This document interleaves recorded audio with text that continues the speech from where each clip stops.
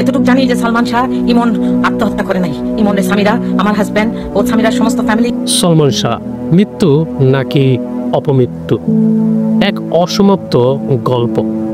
সকালটা ছিল অন্য দিনের মতোই, কিন্তু কয়েক ঘন্টার মধ্যেই দেশের ইতিহাসে জন্ম নেয় এক রহস্য, যেটা আজও সমাধান হয়। মাত্র 4 বছরের ক্যারিয়ারে 27টি হিট মুভি বাংলা চলচ্চিত্রে নতুন এক নায়ক তৈরির উপরন্ত, কিন্তু তার সাফল্যের চেয়েও দ্রুত ছড়িয়ে পড়ে তার মৃত্যুর খবর এবং শুরু হয় এক অন্ধকার অধ্যায়। ঘটনাস্থল ইস্কাটন, ঢাকা। সালমান শাহর নিজের বাসা। পুলিশ রিপোর্ট বলেছিল আত্মহত্যা, কিন্তু জনমানুষ ও তার পরিবার সেটা বিশ্বাস করতে পারেনি এবং সালমানের মাতা কোনোভাবেই মেনে নিতে পারেনি। অপর পাশ থেকে জনতাও বলে উঠল এটা আত্মহত্যা নয়, এটা পরিকল্পিত হত্যা। শুরু হলো প্রতিবাদ, মানববন্ধন, বিক্ষোভ। জাস্টিস ফর সালমান হয়ে উঠল এক আন্দোলন। আর ঠিক তখনই প্রশ্ন উঠল, যদি আত্মহত্যা হয় তবে কেন তার ঘরের দরজা ভেতর থেকে বন্ধ থাকলেও কেন তদন্তে কিছুই মেলেনি? বছর কেটে যায়, কিন্তু রহস্য বাড়ি। 2016 সালে 2 দশক পর মামলা ঘুরে যায় নতুন পথে। রুবি এবং রিজভী নামে দুজন যুক্তরাষ্ট্র থেকে ভিডিও কলের মাধ্যমে স্বীকার করেন সালমান শাহ আত্মহত্যা করেনি, তাকে হত্যা করা হয়েছে। ঠিক তখনই প্রশ্ন ওঠে, কে করেছে এই পরিকল্পিত হত্যা? এই জবানবন্দি দেশ জুড়ে আবার আলোড়ন তৈরি করে।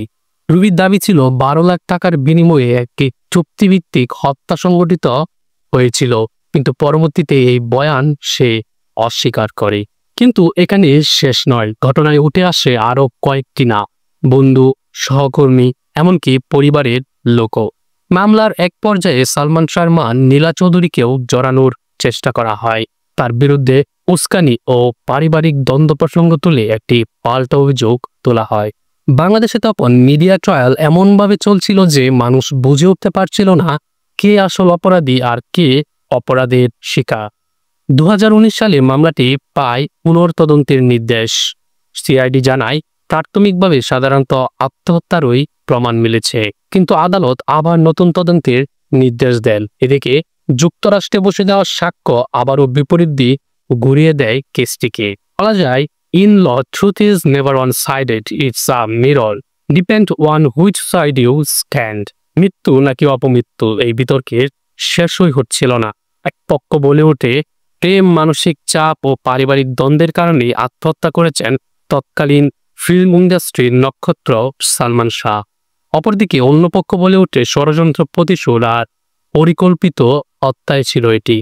প্রশ্নটা আজও রয়ে গেছে, সেই সকালে কি সালমান শাহ নিজের জীবনের ইতি টেনেছিলেন, নাকি অন্য কারো হাতে শেষ হয়েছিল বাংলাদেশের সবচেয়ে জনপ্রিয় নায়কের জীবন?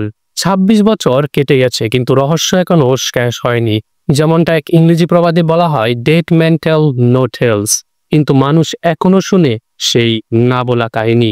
সালমান শাহ নামটা শুধু একজন তারকার নয়, এটা এক অমীমাংসিত প্রশ্নের প্রতীক।